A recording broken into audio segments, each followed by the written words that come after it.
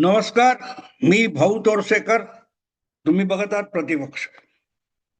मित्रांनो, आज सुरुवातीलाच एक चूक कबूल करायची आहे. मुंबई महापालिका किंवा एकूणच महापालिकांच्या निवडणुकांचे निकाल लागले, त्या संबंधातला पहिला माझ्या प्रतिक्रियेचा व्हिडिओ मी टाकला होता. त्यामध्ये बिहारची आमदार आणि लोकगायिका मैथिली ठाकूर हिने मुंबईत प्रचारासाठी आल्यानंतर एक गीत गायलं, असा जो संदर्भ मी सांगितला होता, तो संदर्भ चुकीचा नव्हता. फक्त ते गीत नाहीये, तर राष्ट्रसंत तुकडोजी महाराज यांनी लिहिलेलं आणि गायलेलं भजन आहे. हे मला माहित नव्हतं. मी बालपणापासून केव्हा तरी या गाणं हे रेकॉर्ड म्हणून गाणं ऐकलेलं होतं, त्यामुळे ते गाणं आहे असा माझा समज होता. पण अनेक ठिकाणी मला ईमेल वगैरे मेसेज करून अनेकांनी मला माझी चूक दुरुस्त करून दिली. माझी चूक दाखवणाऱ्यांचे मी आभार मानतो आणि चूक कबूल करतो. हे करायचं असतं एवढ्यासाठी की अन्यथा तुम्ही तुमच्या चुका रेटून नेता. कोणीतरी आपल्या चुका दाखवतो, तो खरा तर आपला प्रामाणिक चाहता असतो, कारण तो आपल्याला दुरुस्त करायला बघत असतो, आपल्याला चुकण्यापासून रोखत असतो. आणि म्हणून संत वचन आहे, निंदकाचे घर असावे शेजारी. तो आपल्याला दुरुस्त करत असतो. त्यामुळे टीकाकार हा किती महत्वाचा असतो हे लक्षात येतं. आणि मी हे पहिल्यापासून पाळत आलोय. मला कुठलीही चूक कबूल करायला कधीही लाज वाटत नाही, कारण मी माणूस आहे. मी सर्वज्ञ नाही, मी परमेश्वर नाही, सर्वज्ञानी नाही, आणि त्यामुळे माझ्याकडूनही चुका होऊ शकतात. हा, इथे ते गाणं नाही तर भजन आहे, ही चूक खरी आहे. पण तरीही जो आशय म्हणून मी सांगितलेला होता, मांडलेला होता, त्या आशयामध्ये फरक पडत नाही. मी त्याच्यात देवच्या जागी देवा असा तो बदल केलेला होता. म्हणजे देवेंद्र फडणवीस यांना देवा भाऊ म्हटलं जातं आणि त्या अर्थाने मी तो वापर केला होता. पण असो, संदर्भ देताना लोकगीत आणि भजन किंवा राष्ट्रसंत असलेल्या तुकडोजी महाराजांचे हे काय ते भजन आहे, हे मला माहिती नव्हतं.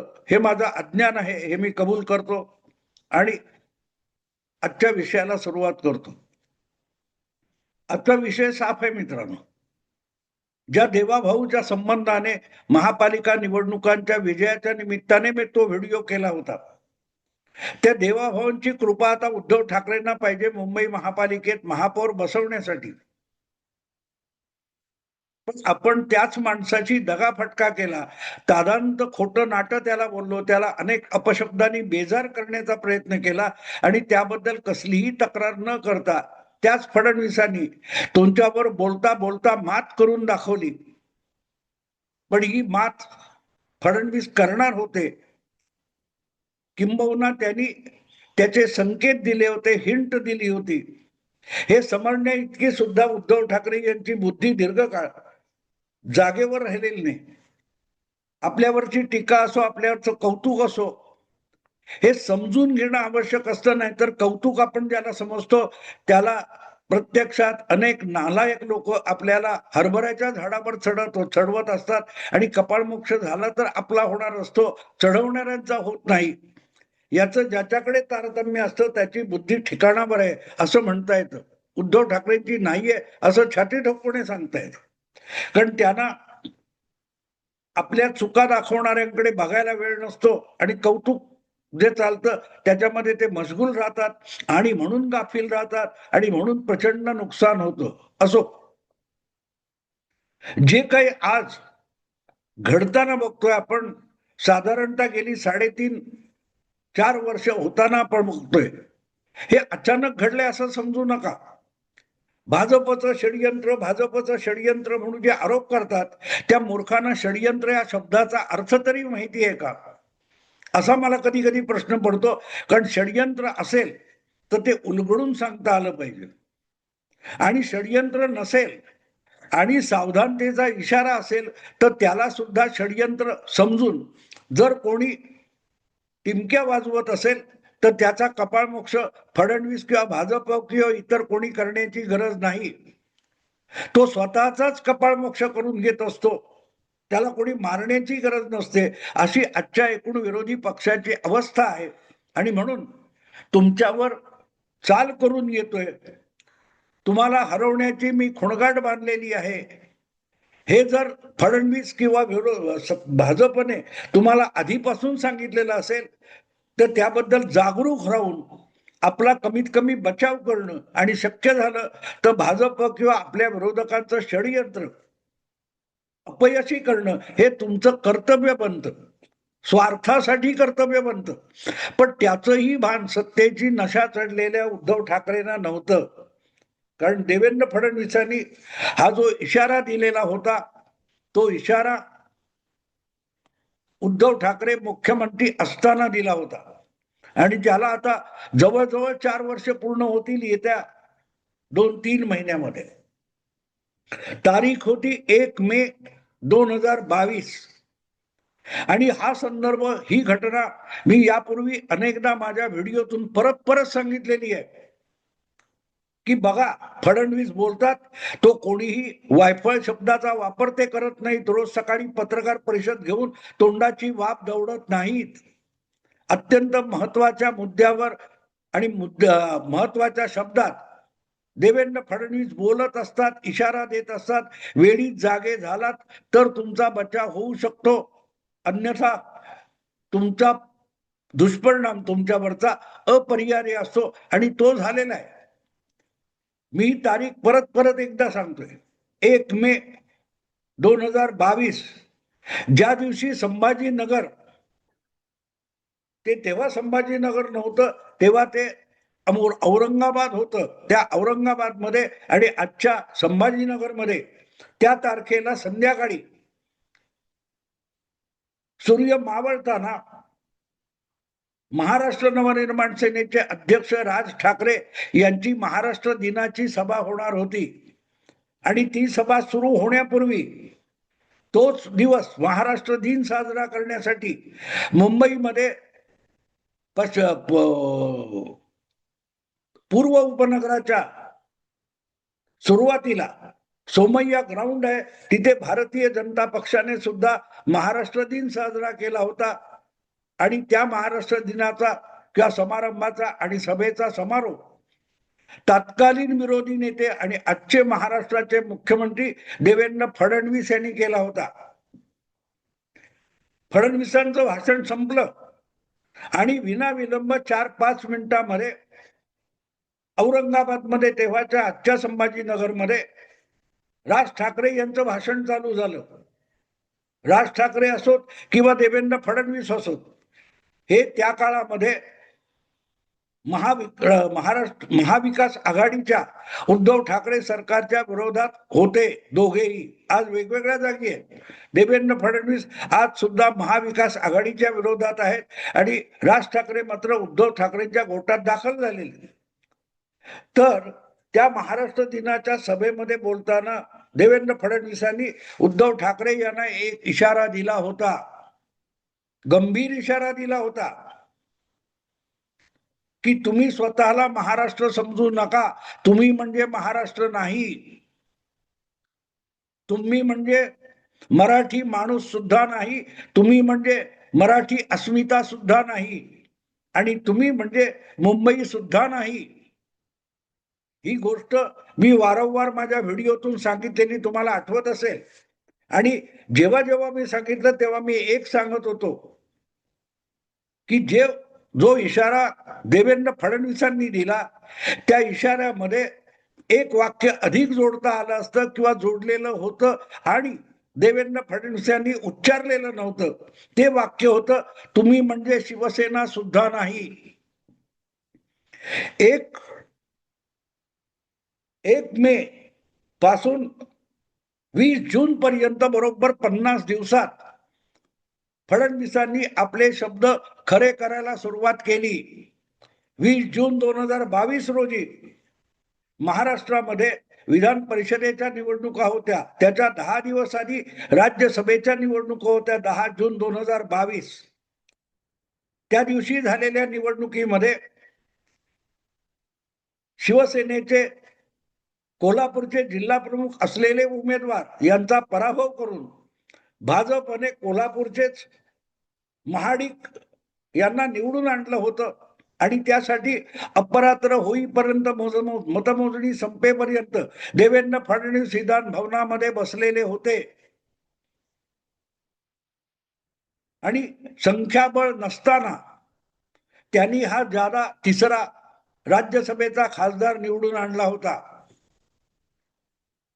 तुम्ही म्हणजे महाराष्ट्र नाही, तुम्ही म्हणजे मुंबई नाही, तुम्ही म्हणजे महाराष्ट्राची अस्मिता नाही, हे ठणकावून सांगणाऱ्या देवेंद्र फडणवीसांनी तुम्ही म्हणजे शिवसेना नाही हे वाक्य उच्चारलं नाही, पण त्या योजनेचा किंवा त्या षडयंत्राचा अंमल 10 आणि 20 जून 2022 ला सुरू केला आणि पुढल्या 20 दिवसामध्ये 10 जून पासून 30 जून पर्यंत उद्धव ठाकरे यांना सत्तेवरून पाय उतार व्हावं लागलं.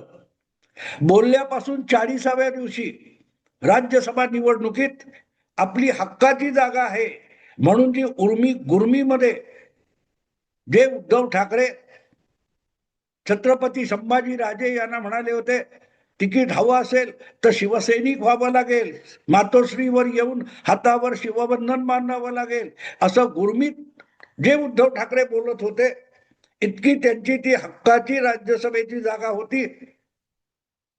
तो उर्मटपणा सहन न झाल्यामुळे संभाजी राजे यांनी त्या निवडणुकीतून माघार घेतली आणि त्यानंतर फडणवीसांनी त्या जागी महाडिक हा कोल्हापूरचा उमेदवार आणला आणि दुसरीकडे उद्धव ठाकरे यांनी कोल्हापूरचा जिल्हा प्रमुख, त्याचं नाव मला आता आठवत नाहीये, सूर्यकांत किंवा असं काहीतरी होतं, त्याला उभा केला आणि तिथे अत्यंत धूर्तपणे सारसूतपणे उद्धव ठाकरेंच्या हक्काच्या जागेवर हल्ला करत देवेंद्र फडणवीसांनी आपला तिसरा उमेदवार राज्यसभेत निवडून आणला. खरं तर तिथून घरघर लागली होती, पण डोकं ठिकाणावर यायला माणूस शुद्धीत असावा लागतो.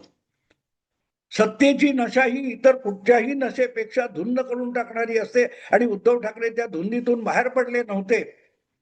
म्हणूनच पुढच्या 10 दिवसात विधान परिषदेसाठी जी निवडणूक झाली त्यामध्ये परत भारतीय जनता पक्षाने तिसरा नव्हे तर 5वा उमेदवार उभा केला होता. 4 हक्काने निवडून येणार होते, 5व्यासाठी पुरेसं संख्याबळ नव्हतं.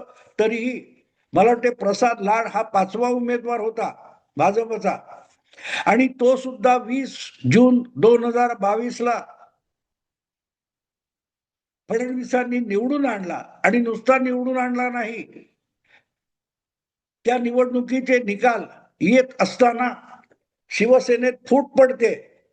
शिवसेनेचे 18-20 आमदार उठून महाराष्ट्राबाहेर सुरतला निघून गेले, ही बातमी होती. 20 तारीखला रात्रीपर्यंत विधान परिषदेच्या निवडणुकीच्या बातम्या चालू होत्या आणि सकाळी सूर्य उगवला तर बातमी आली एकनाथ शिंदे 18-20 आमदार घेऊन सुरतला गेलेले आहेत आणि त्यांना पटवून परत आणण्यासाठी उद्धव ठाकरे यांनी आपले 2 विश्वासू लोक पाठवले. एक होते नार्वेकर आणि दुसरे होते पाठक का फाटक. शेवटी ते फाटकच एकनाथ शिंदेना जॉईन झाले, उरले फक्त नार्वेकर यांच्याबरोबर. आणि पुढचा कालखंड काय तो घटनाक्रम तुम्हाला माहितीये, गुवाहाटी वगैरे झालं आणि अवघ्या 10 दिवसांनी उद्धव ठाकरे यांना तडकाफडकी आपल्या मुख्यमंत्री पदाचा राजीनामा द्यावा लागला. तेव्हा ते जे काही षडयंत्र किंवा ती जी काही रणनीती होती त्या रणनीतीचा सगळ्यात मोठा भाग हा मुंबई महापालिकेची निवडणूक होती. देवेंद्र फडणवीस म्हणाले ते तुम्ही म्हणजे महाराष्ट्र नाही, तुम्ही म्हणजे मराठी अस्मिता नाही, तुम्ही म्हणजे मुंबई नाही, हे तिसरं वाक्य होतं. आणि आता काल परवा जे महापालिकेचे निकाल लागले ते जर बारकाईने समजून घ्यायचे तर उद्धव ठाकरे यांच्या नेतृत्वाखालच्या उबाठा शिवसेनेला मागे टाकून भारतीय जनता पक्ष हा 1.5 पट अधिक नगरसेवक घेऊन सर्वात मोठा पक्ष झालेला आहे. सर्वात मोठा पक्ष भले बहुमत नसेल तरीही भाजप हा मुंबईतला सर्वात मोठा पक्ष झालाय आणि मुंबई आमच्या साहेबांची नाही कुणाच्या बापाची अशा घोषणा देणारे जे उद्धवरावांचे भाचे वगैरे आहेत, त्यांचे दात या निवडणुकीने घशात घातले. मुद्दा तेवढाच नाही मित्रांनो, त्यानंतर एक आणखीन घटना घडली, ती म्हणजे शिवसेना सुद्धा उद्धव ठाकरे यांच्या हातून निसटली. शिवसेना हे नाव आणि शिवसेनेचं निवडणूक चिन्ह धनुष्यबाण या दोन्हीही गोष्टी उद्धव ठाकरेंना गमवाव्या लागल्या. निवडणूक आयोग, विधानसभेचे अध्यक्ष या सगळ्या गोष्टींमध्ये उद्धव ठाकरे यांचा निवडणूक चिन्ह आणि पक्षाच्या नावावर अधिकार नसल्याचा निर्वाळा देण्यात आला. त्याच्यावर सुप्रीम कोर्टात केलेली केस अजूनही धूळ खात पडलेली आहे. मी बोलतोय त्याच्या दुसऱ्या दिवशी किंवा तुम्ही ऐकत असाल त्या दिवशी त्या खटल्याची किंवा त्या याचिकेची सुप्रीम कोर्टात सुनावणी सुरू झालेली असेल. पण मुद्दा तो नाहीये. कदाचित कोर्टात त्याची 2-4 दिवसात काही सुनावणी होऊन निकाल येईल किंवा तारीख पडेल. पण मुद्दा एकच आहे की 1 मे 2022 सोमय्या ग्राउंड वरून देवेंद्र फडणवीसांनी जो गंभीर इशारा दिला होता तो पुरा केला. तोंडाची वाफ दवडली नाही. एक तर तू राहशील किंवा मी राहीन असल्या धमक्या उद्धव ठाकरे देत होते. असली अनर्गल भाषा देवेंद्र फडणवीसांनी एकदाही वापरली नाही. अत्यंत सोजवळ भाषेत तुम्ही म्हणजे महाराष्ट्र नाही, तुम्ही म्हणजे मराठी अस्मिता नाही, तुम्ही म्हणजे मुंबई नाही, हे बोललेले शब्द देवेंद्र फडणवीसांनी खरे करून दाखवले. जन्माने नागपूरकर असलेल्या माणसाने मुंबईत येऊन आपला मराठी बाणा सिद्ध करत उद्धव ठाकरे यांनी जो मराठी बाण्याचा मुखवटा चढवला होता तो उतरवून दाखवला. आणि म्हणून मी सांगतो की बाळासाहेबांचा वारसा तुमच्याकडे नाही हे सुद्धा दाखवण्याची सुरुवात याच निवडणुकीत झालीय. कारण बाळासाहेबांचाच एकनाथ शिंदे हा शिवसैनिक शिवसेनेचा ठाण्यातला बालेकिल्ला अबाधित राहू शकला, अबाधित ठेवू शकला.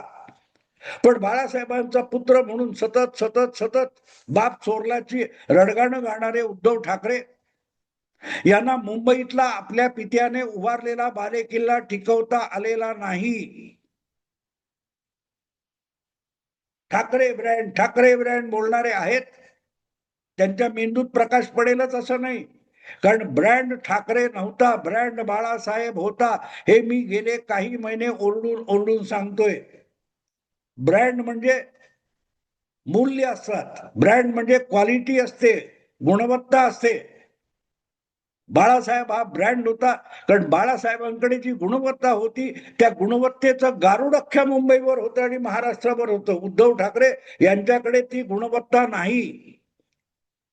पण ती गुणवत्ता वारशामध्ये, विचारामध्ये एकनाथ शिंदे यांनी जोपासली.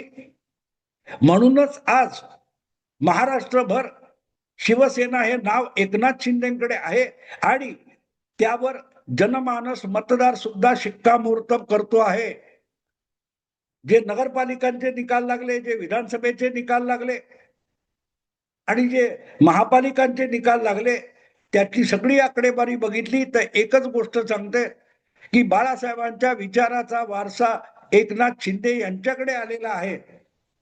आणि शिवसेना म्हणजे उद्धव ठाकरे नाही, महाराष्ट्र म्हणजे उद्धव ठाकरे नाहीत, मराठी माणूस म्हणजे सुद्धा उद्धव ठाकरे नाहीत. उद्धव ठाकरेंवरची टीका, उद्धव ठाकरेंचा अपमान, उद्धव ठाकरेंचा पराभव म्हणजे मराठी माणसाचा पराभव नाही. यावर महाराष्ट्राच्या मतदाराने शिक्कामोर्तब केलेला आहे. कारण त्याच मतदाराने एकनाथ शिंदे यांना बाळासाहेबांच्या विचाराचा वारस म्हणून शिक्कामोर्तब केलंय मतामधून. लागोपाठ तीनदा विधानसभा, नगरपालिका, नगर परिषद आणि आता महापालिका. कदाचित उद्या जिल्हा परिषद, तालुका पंचायतीच्या निवडणुकीमध्ये चौथ्यांदा मतदार एकनाथ शिंदे हाच बाळासाहेबांच्या विचारांचा, राजकीय भूमिकेचा वारस आहे यावर शिक्कामोर्तब करेल. पण या निमित्ताने देवेंद्र फडणवीसांनी एक गोष्ट आणखीन सिद्ध केली की ठाकरे ब्रँड म्हणून जे काय कौतुक सांगितलं जातं ते कौतुक महाराष्ट्राला होतं, ते बाळासाहेब नावाच्या व्यक्तीचं होतं, त्यांच्या कुटुंबाचं आणि वारसांचं नव्हतं. कारण वारसांना आपल्या पित्याचा वारसा टिकवता आला नाही, जगवता आला नाही, वापरता आला नाही. आणि म्हणून मुंबई महापालिका या निवडणुकीने एक गोष्ट सिद्ध केली, जी देवेंद्र फडणवीसांनी बोलून दाखवली होती, की बाळासाहेब म्हणायचे की माझा अपमान म्हणजे मुंबईचा अपमान, हे मुंबईकरांना पटत होतं. पण उद्धव ठाकरेंचा पराभव म्हणजे मुंबईचा बाळासाहेबांचा पराभव नाही. तेव्हा जे वाक्य देवेंद्र फडणवीसांनी 1 मे 2022 रोजी उच्चारलं होतं, ते साधं सरळ होतं की तुम्ही म्हणजे महाराष्ट्र नाही, तुम्ही म्हणजे मुंबई नाही, तुम्ही म्हणजे मराठी अस्मिता नाही. आणि मुंबई महापालिकेच्या निकालांनी त्याला एक पुष्टी जोडली की उद्धवराव, तुम्ही ठाकरे असाल पण तुम्ही बाळासाहेब सुद्धा नाही. मित्रांनो, आता इथेच थांबतो. आवडलं लाईक करा, शेअर करा आणि प्रतिपक्षाला सबस्क्राईब करा. नमस्कार.